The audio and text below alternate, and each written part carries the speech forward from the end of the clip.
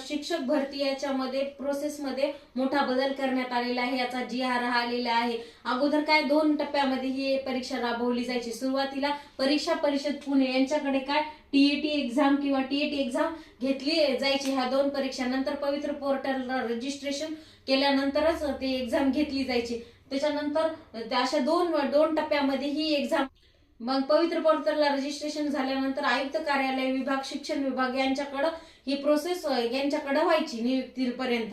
तर आता काय झालेलं आहे, आता याची हे बदल काय झालेला आहे, याचा सर्वात मोठा बदल TET घेणं, TIT घेणं, पवित्र पोर्टलचं रजिस्ट्रेशन नियुक्ती करणं हे कोणाकडे आलेलं आहे, महाराष्ट्र राज्य परीक्षा परिषद यांच्याकडे आलेला आहे। तर हा सर्वात मोठा हा बदल असणार आहे की जी काही शिक्षक विभागातला GR आलेला आहे त्याच्यामध्ये महाराष्ट्र परीक्षा परिषद यांच्याकडे ह्या पूर्ण एक्झाम ह्या